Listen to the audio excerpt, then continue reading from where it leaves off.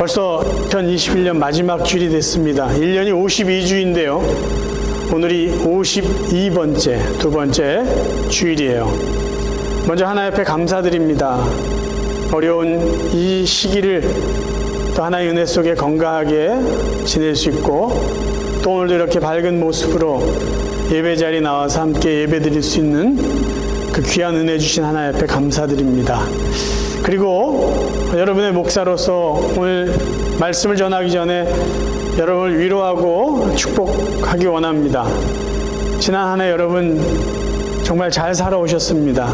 힘든 시간도 있었고요, 또 기쁜 시간도 있었지만 정말 최선을 다해서 가정을 위해서, 자녀들을 위해서, 또 교회를 위해서 정말 열심히 살아오신 여러분들을 격려하고 위로하고 축복합니다. 정말 수고 많이 하셨습니다. 여러분은 모두 칭찬받기에, 박수받기에 마땅하신 분들이에요. 한 해 정말 수고 많이 하셨습니다. 이런 말이 있어요. 1월이 시작하면 이상주의자가 되고, 6월쯤 지나가면 현실주의자가 되고, 12월이 되면 허무주의자가 된다라는 말이 있습니다.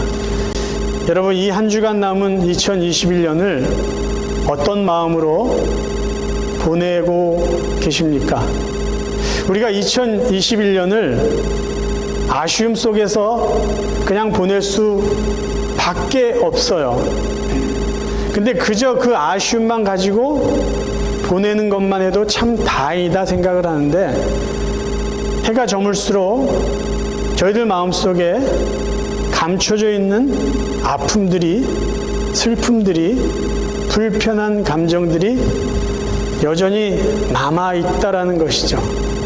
그래서 새해는 좀 가벼운 마음으로, 좀 편안한 마음으로 시작하고 싶은데, 우리 마음속 한켠에 자리 잡고 있는 그 불편한 감정들 때문에 여전히 우리는 새해를 시작하기에 마음이 무겁다라는 것입니다. 저는 오늘 우리가 정말 가벼운 마음으로, 기쁜 마음으로 이 한 해를 마무리하고 새해를 시작하기 위해서 하나님 앞에 구하고, 또 우리가 고백해야 될 세 가지에 대해서 여러분과 함께 살펴보기를 원합니다. 첫 번째, 우리가 2021년을 가벼운 마음으로 보내기 위해서 하나님 앞에 망각의 은혜를 구하자라는 것이에요. 저는 매년 송년주일이 되면 이 망각의 은혜에 대해서 여러분과 함께 나눕니다. 늘 저희들은 마지막 시간에 뭔가 정리하고 새로운 기대감으로 시작하기를 원해요. 그런데 해결되지 않은 불편한 것들이 늘 우리를 무겁게 하고 있다라는 것이에요. 그 우리를 불편하게 하는 마음, 감정은 무엇일까요? 과거의 우리의 실패예요, 실수예요, 허물이에요, 상처예요, 또 누군가를 향한 미움입니다. 그런 게 정말 없어지고 정리가 다 됐으면 그래도 새로운 해를 좀 더 편안한 마음으로 시작할 수 있을 텐데, 왜 그런 것들은 우리의 마음속에 여전히 남아있고 우리의 발걸음을 무겁게 해주는지 모르겠습니다. 감정적인, 이 부정적인 감정을 없애는 최고의 방법은 잊어버리는 거예요. 근데 그게 잘 안 돼요. 잊으려고 하면 더 선명하게 생각이 난다라는 것이죠. 특별히 미움이라는 감정은요, 느닷없이 불쑥불쑥 일어나기 때문에 전혀 통제가 되지 않는 아주 불편한 감정 중에 하나입니다. 어느 목사님이 사랑에 대한 설교를 하고 있어요. 그러다가 성도들에게 이런 질문을 했습니다. 성도 여러분, 여러분 중에 세상에 미워하는 사람이 한 명도 없는 사람이 있습니까? 라고 질문했어요. 당연히 없을 줄 알고 질문했는데, 저 뒤편에 나이 지긋한 어르신이 손을 드는 거예요. 그래서 목사님이 잠깐 놀랐어요. 그래서 속으로, 인생을 오래 사셔서 다른 사람을 다 용서해 줄 수 있는 그런 마음이 생겼나 보다. 그래서 그분께 질문을 했어요. 어르신은 어떻게 세상에 있는 사람 중에 미워한 사람이 한 명도 없습니까? 근데 그분이 이렇게 대답을 했어요. 다 죽었어. 다 죽어가지고 미워할 사람이 없어요 라고 이야기를 했답니다. 만약에 우리 안에 있는 미움이 사라지기까지 내가 미워했던 그 사람이 죽기를 기다린다면 정말 그것도 어려운 삶이 될 것이에요. 이러한 불편한 감정들 없었으면 이런 부정적인 기억들을 도대체 어떻게 해야 될까요? 우리는 그 부분을 위해서 하나님께 기도하셔야 됩니다. 왠지 아세요? 우리가 해결할 수 없기 때문이에요. 우리가 도저히 통제할 수 없기 때문이에요. 만약에 그 문제들을 우리가 할 수 있다면 기도할 이유가 없어요. 우리가 하나님 앞에 기도하는 가장 중요한 이유 중에 하나는 나는 할 수 없고 하나님은 할 수 있다라는 믿음 때문 아니에요. 여러분 마음속에 지우고 기억하고 싶지 않는 그 여러 가지 감정들을 하나님 앞에 기도하자고요. 어떻게 해요? 하나님, 그 기억들이 사라지게 해주세요. 아픔들이 기억조차 되지 않도록 제 머릿속에, 제 마음속에서 다 사라지게, 망각되게 해 주옵소서라고 기도하자라는 것이에요. 성경에 하나님 앞에 염려를 맡기라는 말씀이 있어요. 그래 하나님께서 다 책임져 주신다는 베드로전서 5장 7절 말씀을 쉬운 말 성경으로 읽어드리겠습니다. 여러분의 모든 근심과 염려를 하나님께 전부 맡기십시오. 하나님께서 여러분을 보살펴 주실 것입니다. 아멘. 우리가 맡겨야 될 염려와 근심 중에는 우리의 아픈 기억들, 우리를 불편하게 하는 감정들도 포함되어 있습니다. 영어 성경에는 이 맡기라는 것을 캐스트라는 단어를 썼어요. 캐스트. 이거는요, 낚시하는 사람들은 잘 이해할 수 있어요. 이 던지는 거 있죠. 낚시하면서 이렇게 던지는 거. 그거를 캐스트라고 합니다.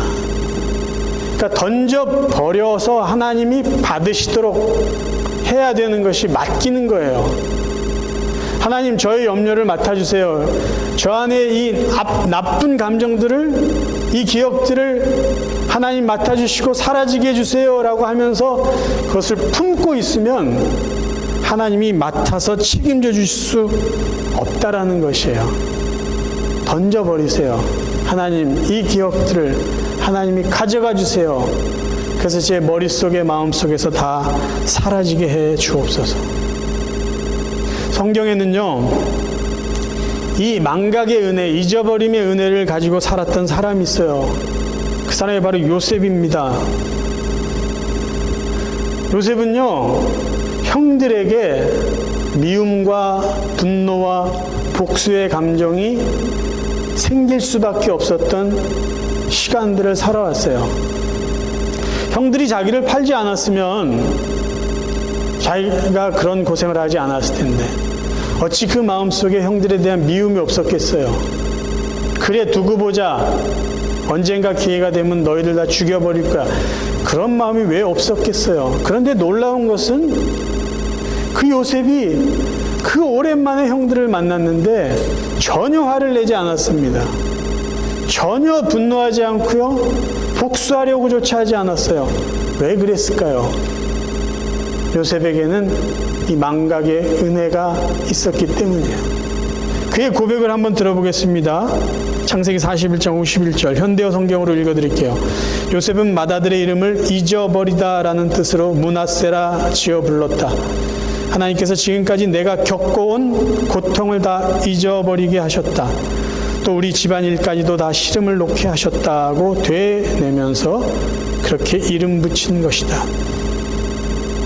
그가 첫 번째 아들 이름을 므낫세라고 줬어요. 므낫세는 우리식으로 표현하면 망각이에요, 망각. 그러니까 우리식으로 부르면 첫 번째 아들 이렇게 불렀을게요. 망가가 뭐 이렇게. 왜 그랬을까요? 그의 고백은 이거예요. 내가 겪어온 고통을 다 잊어버리게 하셨다. 누가요? 하나님께서. 요셉이 잊어버린 이 기억은요, 기억상실증이 아니에요. 기억상실증은요, 좋았던 일도 나쁜 일도 통째로 다 잊어버리는 거예요. 근데 요셉은 그렇지 않았어요. 형들을 만났을 때 요셉이 형들 때문에 기뻐했어요. 형들의 이름을 다 기억했어요. 그래서 형들의 자리를 차례대로 앉혔어요. 요셉은요, 모든 기억을 다 잊어버리지 않았어요. 고통받았던 기억들, 아픔받았던 기억들, 화내고 미워하고 분노했던 그 기억들만 잊어버렸어요. 이것은 대단한 은혜입니다. 대단한 은혜예요. 그 은혜가 있었기 때문에 그는 형들을 기쁨 속에서 만났고 눈물로 제외할 수 있었던 것이에요. 그리고 그런 은혜가 있었기에 요셉은 다른 사람을 축복하기에 부족함이 없었던 넉넉한 마음을 갖고 살 수 있었던 것입니다. 2021년을 보내는 지금 우리가 하나님 앞에 구해야 될 은혜는 무엇일까요? 망각의 은혜요. 기억 상실증 이게 아니라 하나님, 저는 그 기억이 불쑥불쑥 떠오르면은 잠을 못 잡니다. 왠지 화가 나요. 얼굴이 붉어져요. 그것들 하나님, 저는 그 생각만 하면 얼마나 부끄러운지 몰라요. 그런 기억들이 제 일생에 있었다는 게 너무 수치스럽습니다. 그런 것들 하나님 제발 잊어버리게 해주세요. 제 기억 속에서 하나님 다 뽑아가 주십시오. 그런 은혜를 오늘 하나님 앞에 구할 수 있기를 바랍니다. 그래서 2020년을 좀 더 기쁜 마음으로, 가벼운 마음으로 시작할 수 있기를 바랍니다. 두 번째, 우리가 2021년을 조금 더 가벼운 마음으로 시작하기 위해서 우리가 해야 될 것은 하나님께 감사를 고백하는 것이에요. 감사는요, 우리의 마음을 가볍게 해주고 우리의 마음을 기쁘게 해주는 효과가 있습니다. 마이애미 대학교 심리학 교수 마이클 맥클로우 박사는 감사의 효과를 이렇게 말했습니다.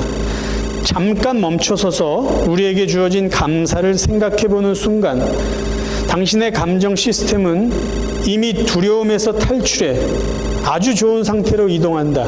이는 마치 승리에 도취된 감정을 느낄 때와 유사한 감정의 선순환을 만든다. 잠시 마음을 정리하고 내가 고백해야 될 감사가 무엇인지 생각하고 감사한다면 우리는 승리자의 그 기쁨을 맛볼 수 있다는 것이에요. 이 마지막 주일에 우리 하나님 앞에 계속 감사를 고백한다면 우리는 2022년을요, 승리자의 자세로 시작할 수 있어요. 또 UC 데이비스 심리학 교수 로버트 에몬스 박사는 감사의 효과를 이렇게 말했습니다.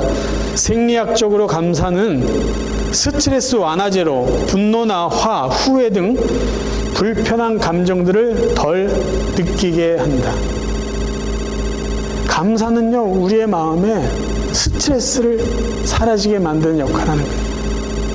여러분, 2021년 이 마지막 주간에요, 감사를 고백하시면서 무거웠던 마음의 짐들을 좀 내려놓을 수 있기를 바라요.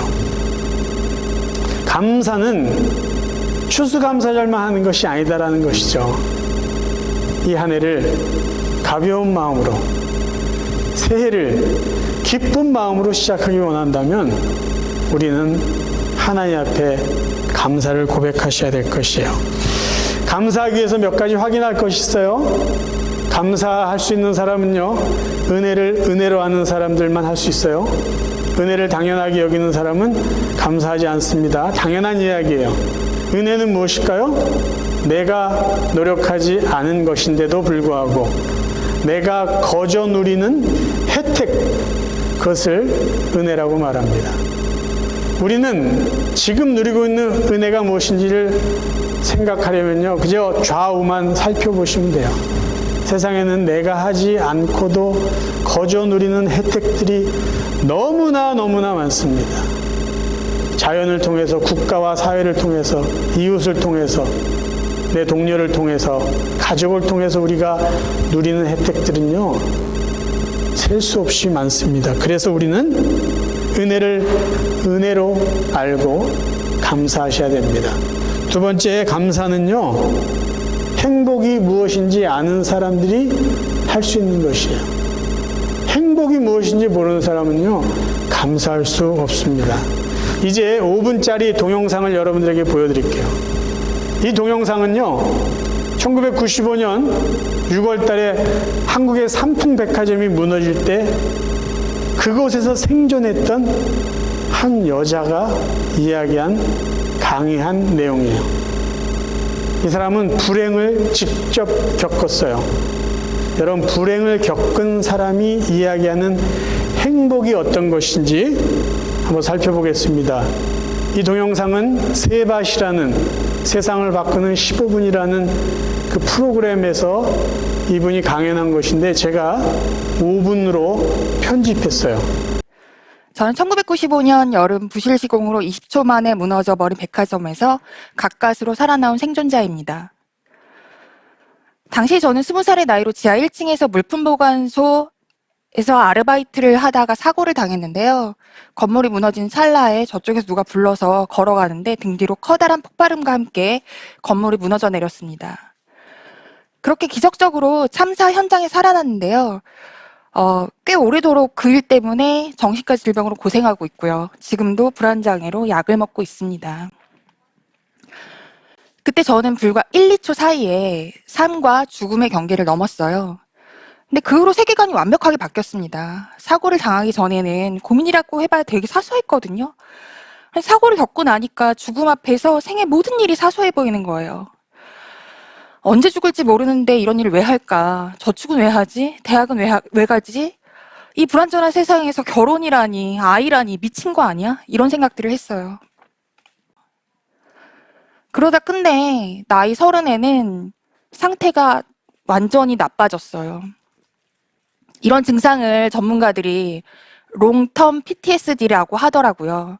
그러니까 사고 이후 트라우마가 잠복기를 거쳤다가 찾아오는 거죠. 제 경우에는 한 10년 정도가 걸린 것 같아요. 이때 저는 다시 사고를 칩니다.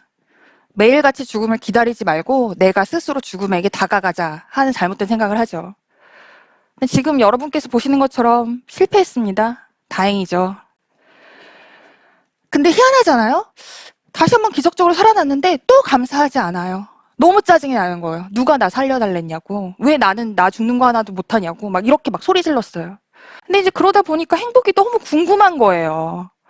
내가 불행을 겪어봐서 아는데 행복 도대체 뭐지? 그래서 알아보기로 했어요. 근데 그 무렵 안 해본 게 없습니다. 해외여행도 가고요. 명품백도 사고 뭐 운동도 열심히 해보고. 근데 재밌지도 않고 행복하지도 않았어요. 잠깐 기쁘기는 하죠. 근데 지속 가능한 행복감? 이런 거는 세상에 없다고 생각했어요. 그래서 행복이 뭐지? 오래 고민했어요. 남들은 언제 대체 어떻게 행복하다고 느낄까?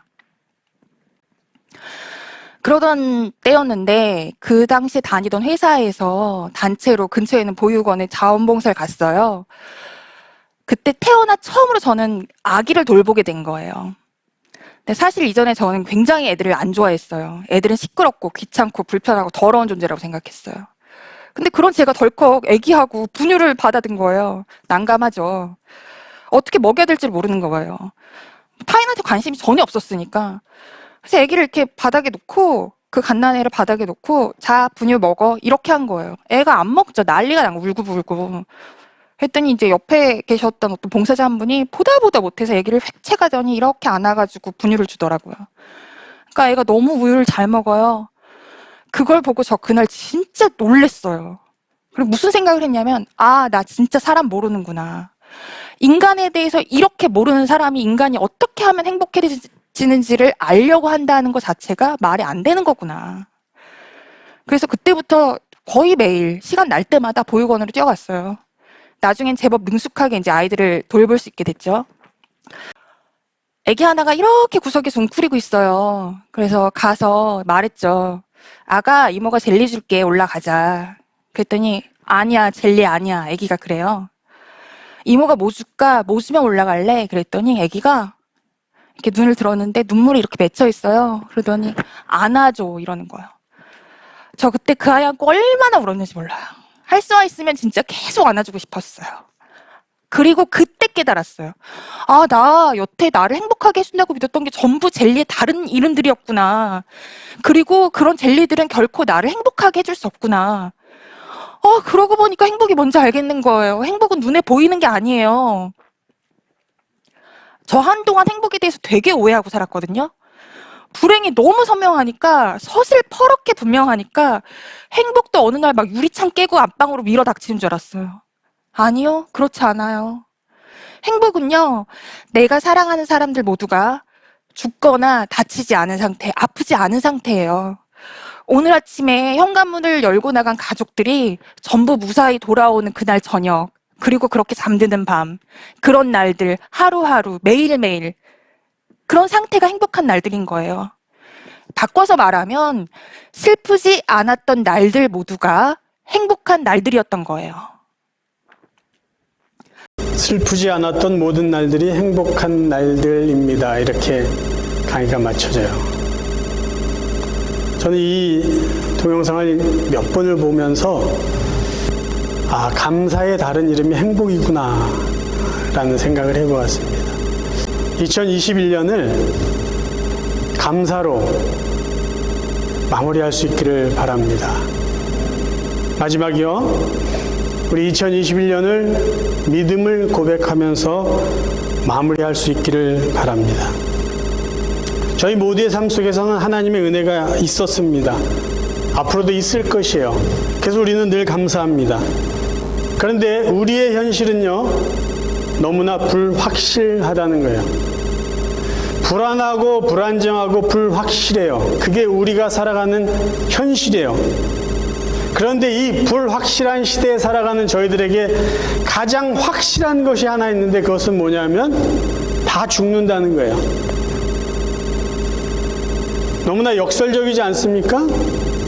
세상이 불확실해서 우리를 불안하게 하는데, 그 누구도 피할 수 없는 동일한 진리, 다 죽는다는 거예요.